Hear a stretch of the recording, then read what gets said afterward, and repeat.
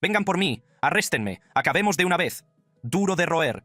El gobernador los desafió a actuar, y lo hicieron. Unidades del ICE y del ejército irrumpieron en la oficina de Gavin Newsom y lo arrestaron a él y a más de 100 migrantes en una escalada sorprendente. ¿Dónde estamos? En el centro de la democracia. Y justo afuera, en este preciso momento, hay docenas y docenas de agentes del ICE. Pero detrás de los titulares, este enfrentamiento revela una peligrosa lucha de poder que podría extenderse mucho más allá de las fronteras de California. El guante lanzado, cuando un gobernador desafió a las autoridades federales. La mañana del 9 de junio de 2025 amaneció con Los Ángeles aún humeante tras días de protestas y ocupación federal. Pero lo que ocurrió ese día transformaría las redadas del ICE de una crisis local en un enfrentamiento constitucional a nivel nacional que situó al gobernador Gavin Newsom directamente en el punto de mira de los funcionarios encargados de hacer cumplir la ley más poderosos de la administración Trump. El catalizador se produjo durante una entrevista en Fox News con el zar fronterizo Tom Homan, en la que el exdirector del ICE hizo una declaración que resonaría en los pasillos del poder desde Washington hasta Sacramento. Homan amenazó con arrestar a los funcionarios estatales que obstaculizaran las operaciones del ICE, citando leyes federales como la 8 USC, sección 1324, por dar refugio a inmigrantes indocumentados, y la 18 USC, sección 111, por agredir a agentes federales. La amenaza no fue sutil ni diplomática, sino directa y personal. El mensaje de Homan fue claro.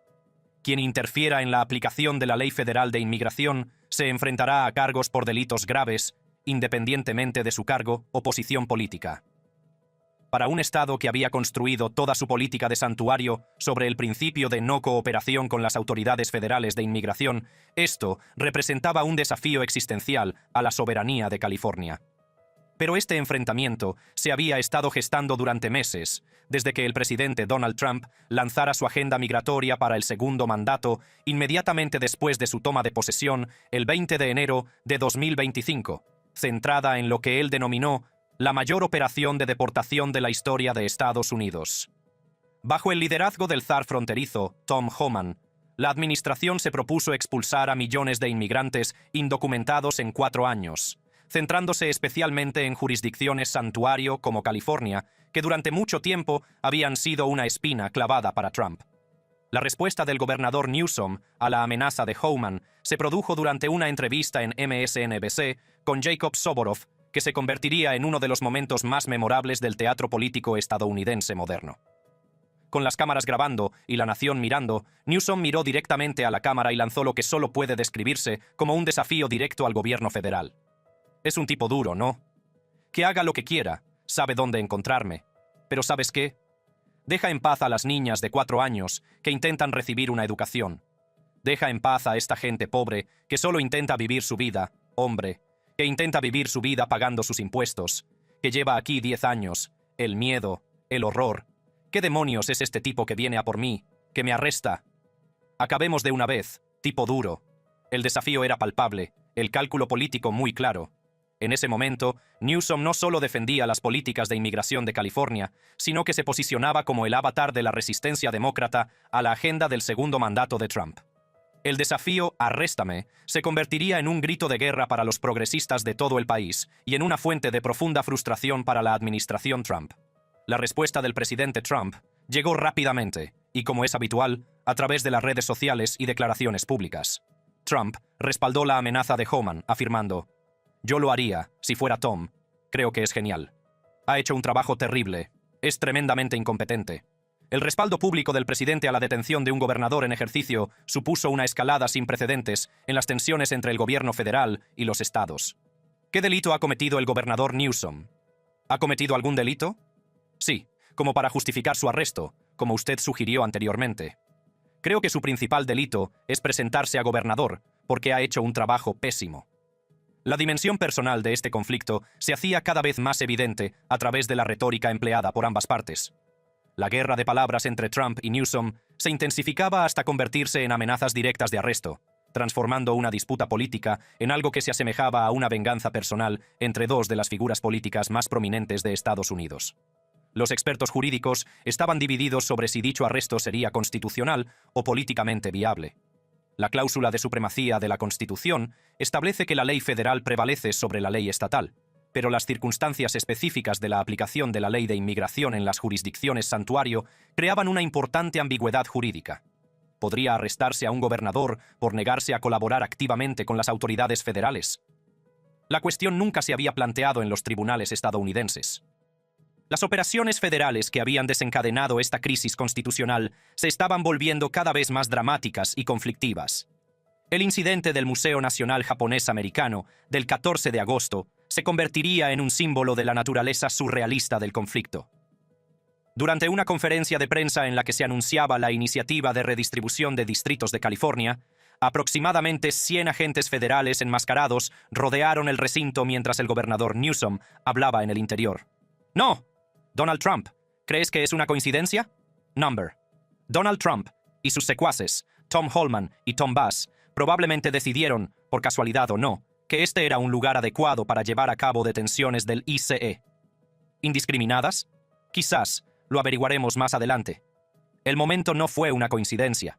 Los agentes federales detuvieron al menos a una persona, Ángel Rodrigo Minguela Palacios, un ciudadano mexicano de 48 años y repartidor de fresas, mientras el gobernador celebraba su rueda de prensa en el interior. El simbolismo era poderoso e intencionado. El gobierno federal demostraba que ningún lugar estaba fuera de su alcance, ninguna reunión política fuera de su alcance. ¿Dónde estamos? En el Centro para la Democracia. Y justo afuera, en este preciso momento, hay docenas y docenas de agentes del ICE. Este dramático momento resumía la naturaleza surrealista de lo que estaba sucediendo. El gobernador del estado más poblado del país estaba literalmente rodeado de agentes federales mientras intentaba llevar a cabo sus funciones oficiales. Un escenario que parecía más propio de una democracia en decadencia que de los Estados Unidos de América. La historia de Minguela se convirtió en un microcosmos de la amplia controversia que rodeaba las redadas.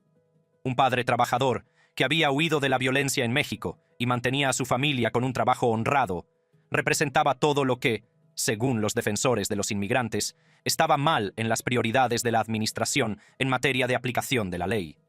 Su detención mientras entregaba fruta a una tetería local puso de relieve el carácter indiscriminado de las operaciones que Newsom y otros criticaban. La respuesta federal a las críticas fue defensiva, pero inflexible.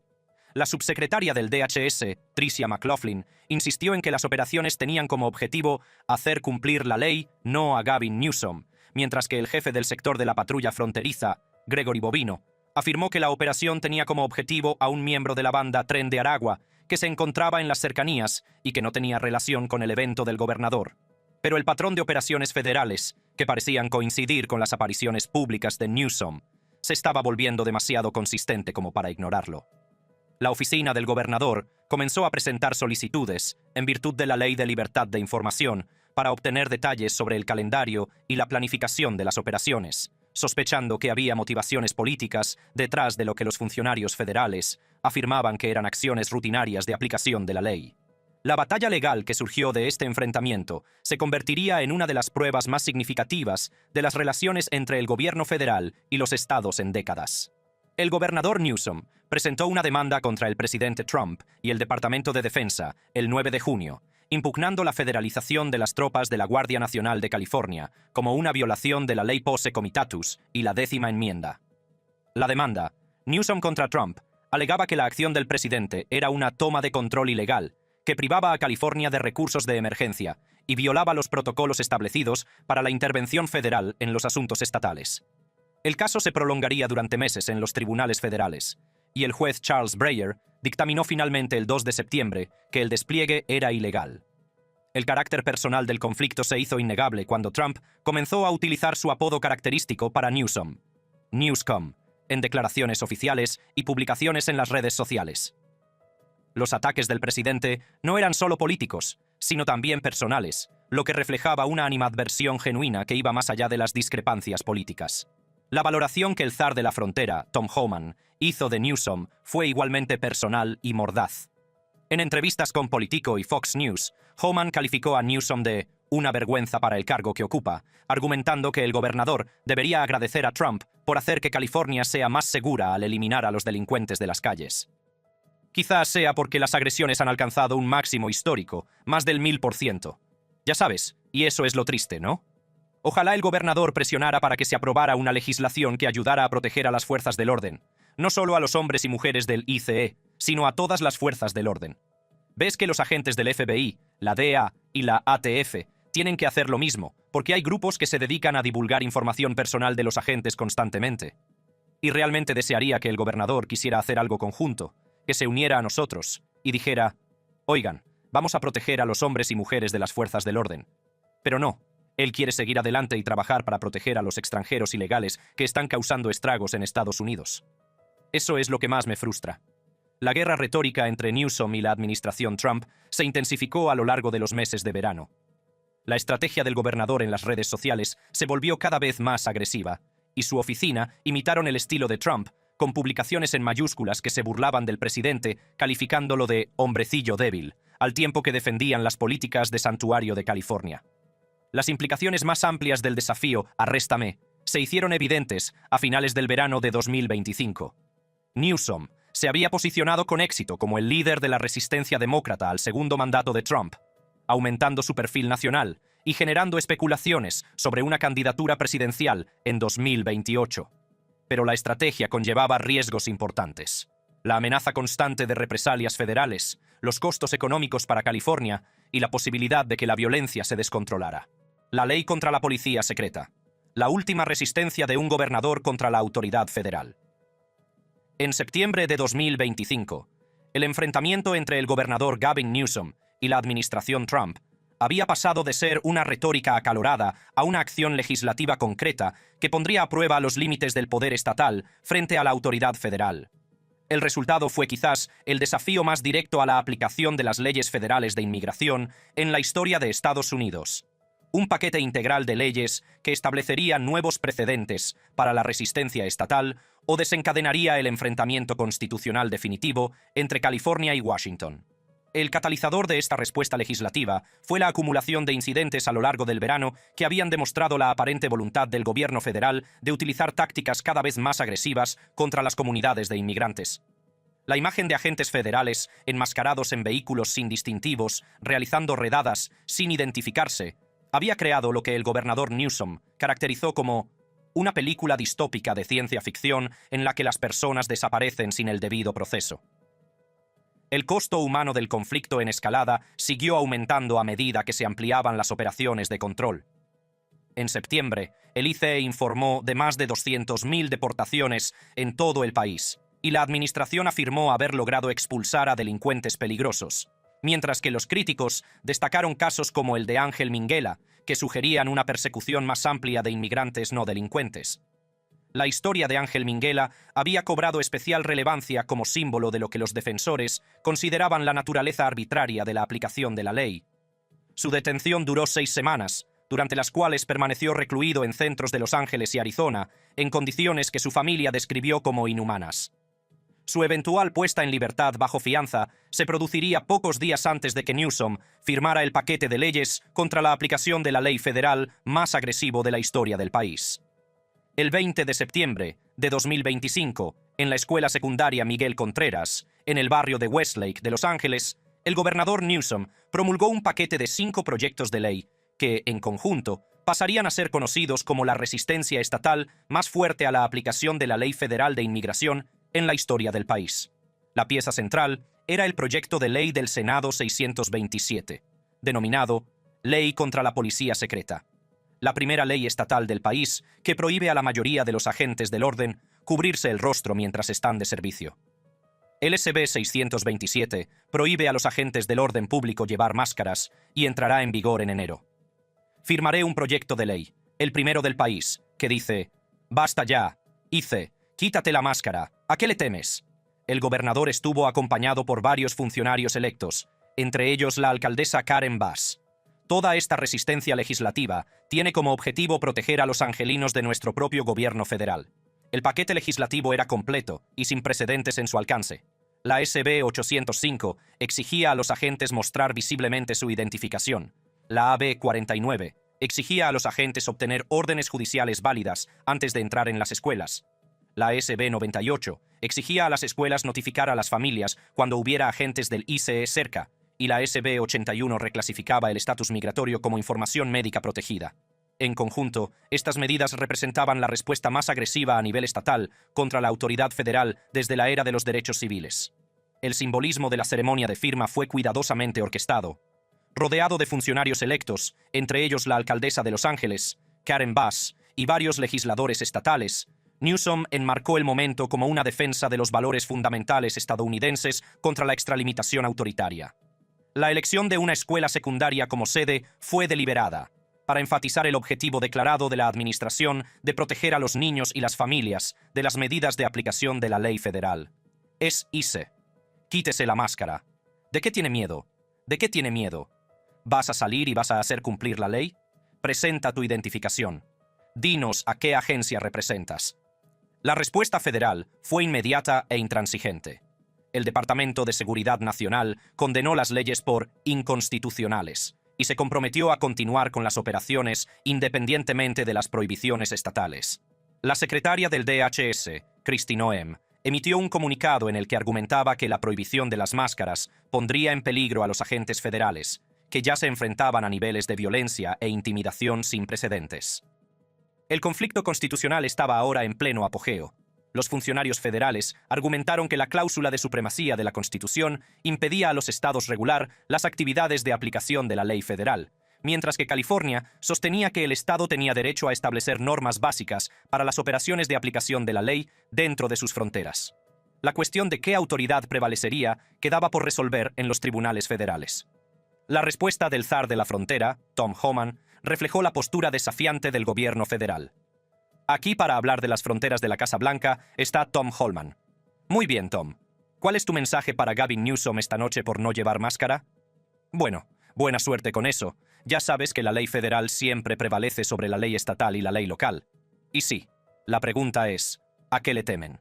Le temen a gente como él, a políticos que quieren comparar a ICE con los nazis.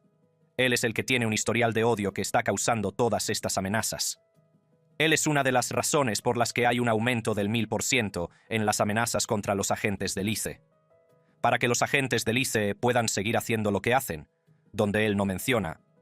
Sí, usan máscaras, y no quieren que se revele la identidad de sus hijos, pero se revela la de sus cónyuges. Pero tienen información que los identifica. La animadversión personal entre Homan y Newsom se había vuelto evidente.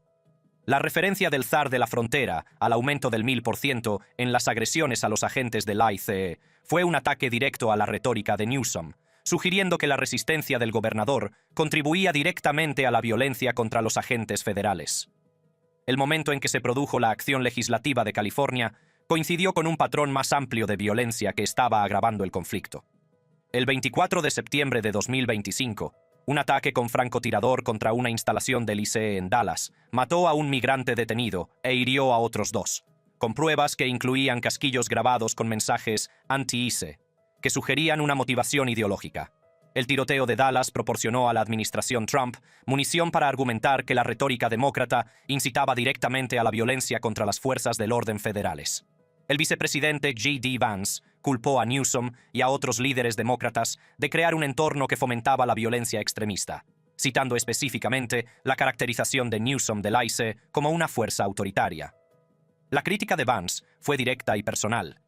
Si tu retórica política fomenta la violencia contra nuestras fuerzas del orden, puedes irte directamente al infierno, dijo durante un discurso en Carolina del Norte, vinculando directamente la retórica de resistencia de Newsom con el clima de sentimiento antifederal que supuestamente motivó el ataque de Dallas.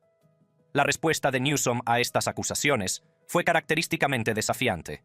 En las redes sociales respondió: "No, gracias, J.D. Según J.D. Vance irá al infierno porque J.D. Vance comparó a Trump con Hitler".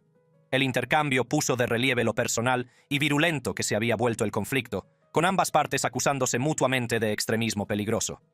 Las implicaciones prácticas de las nuevas leyes de California aún estaban por comprobarse.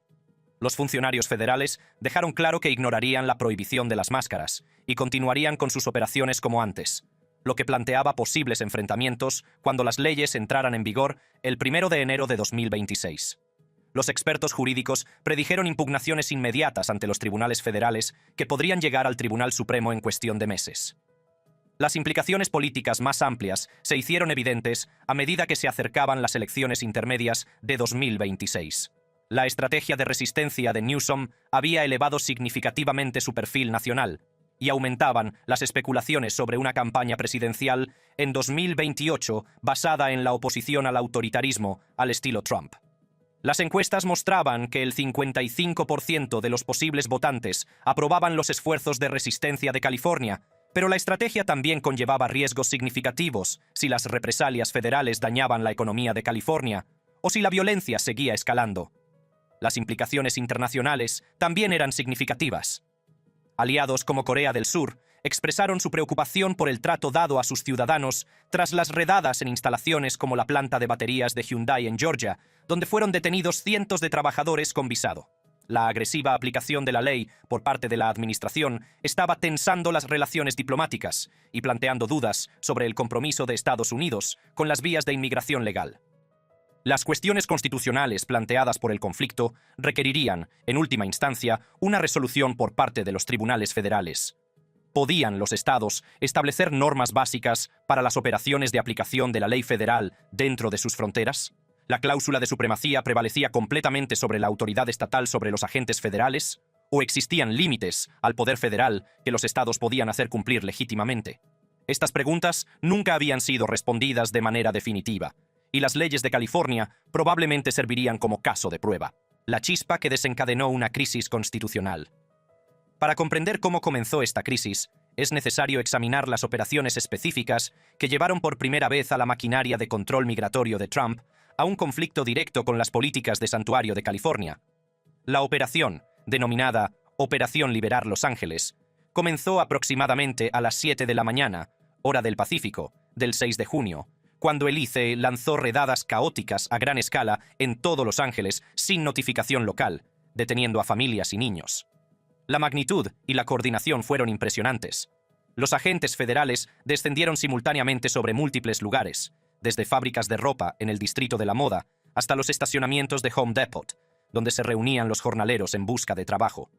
Solo en el almacén de Ambiance Apparel, los agentes con equipo táctico rompieron las ventanas para entrar y detuvieron sin orden judicial a aproximadamente 40 trabajadores, entre los que se encontraban, según informaron posteriormente los grupos de defensa, 12 niños menores de 12 años. Las imágenes eran crudas e inquietantes.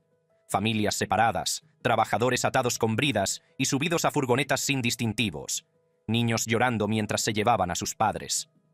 Esta fue la realidad que finalmente llevó al gobernador a lanzar su desafiante reto de «Arrésteme» y a la aprobación de la legislación de resistencia estatal más agresiva de la historia de Estados Unidos. Lo que hizo que estas redadas iniciales fueran especialmente incendiarias no fue solo su alcance, sino su aparente desprecio por los protocolos establecidos.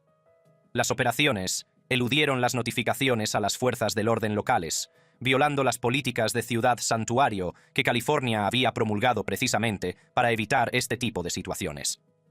La Ley SB 54 de California, la Ley Estatal de Santuario promulgada en 2017, se diseñó para limitar la cooperación entre las autoridades locales y las fuerzas federales de inmigración, fomentando la confianza en las comunidades de inmigrantes al garantizar que pudieran interactuar con la policía, las escuelas y los hospitales, sin temor a ser deportados.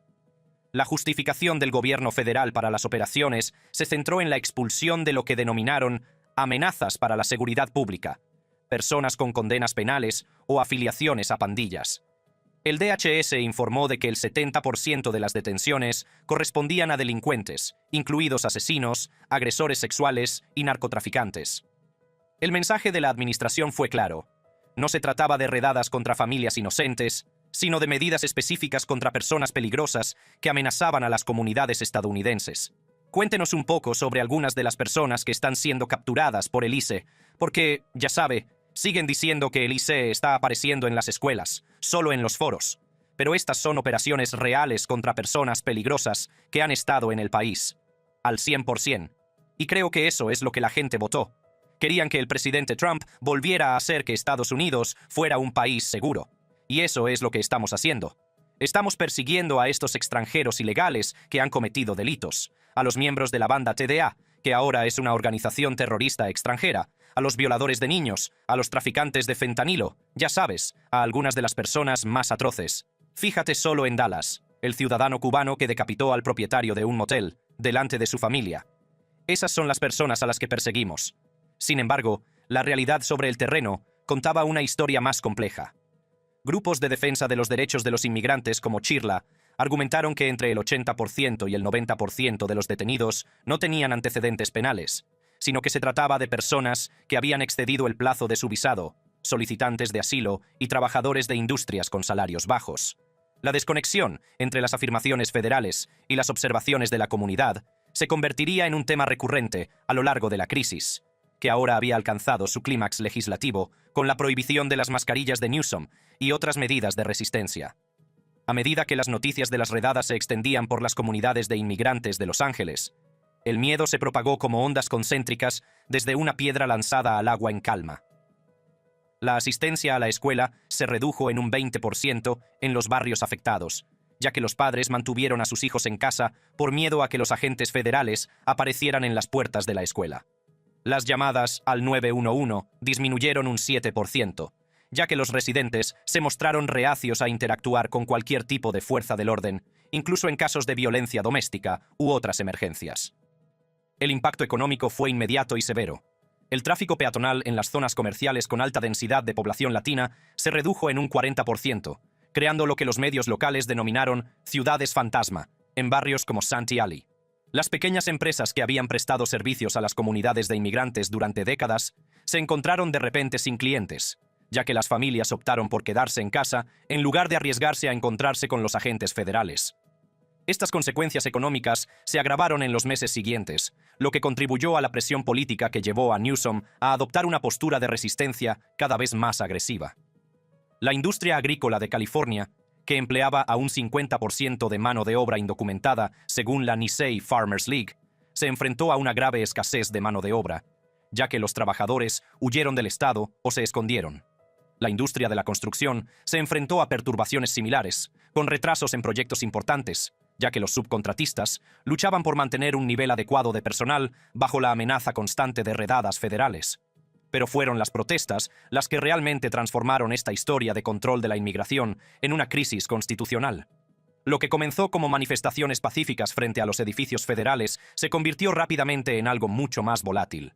En la tarde del 6 de junio, los manifestantes habían bloqueado el tráfico en las principales vías públicas, con algunos incidentes que incluyeron pinchazos de neumáticos y enfrentamientos con agentes federales. La situación se agravó drásticamente el 7 de junio durante una supuesta redada en un Home Depot de Paramount que atrajo a unos 500 manifestantes. Se utilizó gas lacrimógeno cuando la multitud se enfrentó a los agentes y se encendieron los primeros incendios, en lo que se convertiría en una semana de disturbios civiles. Las imágenes eran impactantes e inquietantes. Ciudadanos estadounidenses protestando contra las acciones de su propio gobierno en las calles de Estados Unidos, enfrentándose a respuestas de estilo militar por parte de las fuerzas del orden federales. El líder del CEU, David Huerta, se convirtió en una de las voces más destacadas de la resistencia durante esos primeros días. Su detención por obstrucción, mientras filmaba a agentes federales, se convirtió en un grito de guerra para los sindicatos y las organizaciones de derechos civiles de todo el país. El simbolismo era potente. Un líder sindical, en representación de los trabajadores, detenido por documentar lo que él consideraba una extralimitación del gobierno. La respuesta federal a los crecientes disturbios reveló la determinación de la administración Trump de proyectar fuerza sin importar las implicaciones constitucionales. A medida que las protestas se extendían más allá de Los Ángeles a ciudades de California e incluso a otros estados, el presidente Trump tomó la decisión sin precedentes de federalizar las tropas de la Guardia Nacional de California sin el consentimiento del gobernador Newsom. El 8 de junio, Trump invocó el artículo 10 USC, sección 1246, para federalizar 2.000 tropas de la Guardia Nacional de California, con 700 marines estadounidenses adicionales desplegados en Los Ángeles. Esto no solo no tenía precedentes, sino que era potencialmente ilegal. La Ley Posse Comitatus de 1878 prohíbe en general el uso de fuerzas militares para el cumplimiento de la ley nacional, y el estatuto específico que invocó Trump suele requerir una solicitud del gobernador del estado o una insurrección genuina. El gobernador Gavin Newsom está contraatacando después de que el zar fronterizo del presidente amenazara con arrestarlo. «Venga por mí, arrésteme, acabemos de una vez». ¡Qué rudo! Este momento capturó la naturaleza escalada del conflicto que había comenzado con esas primeras redadas en junio. Lo que comenzó como una medida de control de la inmigración se había convertido en amenazas directas contra funcionarios electos, lo que finalmente condujo al enfrentamiento legislativo que definiría la relación entre la autoridad estatal y la federal en los años venideros. El costo humano de esta escalada era cada vez más evidente. Para el 9 de junio, más de 1.500 personas habían sido arrestadas, algunas por violaciones a las leyes de inmigración y otras por actividades relacionadas con las protestas. Las familias se vieron separadas no solo por la deportación, sino también por el caos de una ciudad sometida a lo que cada vez se parecía más a la ley marcial. Las imágenes que llegaban de Los Ángeles durante este periodo eran profundamente inquietantes para cualquiera que creyera en el gobierno democrático. Tropas de la Guardia Nacional, federalizadas en contra de los deseos de su gobierno estatal, protegían las operaciones del ICE mientras los ciudadanos estadounidenses protestaban en las calles. Era una escena propia de un libro de historia sobre regímenes autoritarios, no de la América contemporánea. Las historias humanas que surgieron de estas redadas iniciales siguieron resonando durante los meses siguientes. Tomemos el caso de Jacob Vázquez, un trabajador de Ambiance Apparel que llevaba más de una década en Estados Unidos, trabajando para mantener a su familia mientras se enfrentaba al complejo sistema de inmigración. Su detención, junto con la de otras docenas de personas, se convertiría más tarde en el eje central de la demanda de la ACLU contra las redadas, alegando que la aplicación de la ley se basaba en perfiles raciales y no en preocupaciones legítimas de aplicación de la ley. Cuando el gobernador Newsom firmó su Ley contra la Policía Secreta en septiembre, las redadas originales que habían desencadenado la crisis parecían historia antigua, pero seguían siendo la base sobre la que se construyó todo lo demás. Las cuestiones constitucionales, los retos legales, los cálculos políticos y las consecuencias humanas que definirían tanto el legado migratorio de la administración Trump como el futuro político nacional de Newsom. Las repercusiones de esas redadas iniciales de junio se extendieron mucho más allá de las fronteras de California. Otros estados controlados por los demócratas comenzaron a considerar una legislación similar, y los gobernadores de Nueva York, Illinois y Washington expresaron su interés en adoptar sus propias versiones de medidas de resistencia. La posibilidad de un mosaico nacional de autoridades estatales y federales en conflicto planteó serias dudas sobre la aplicación práctica de la política de inmigración en todo el país.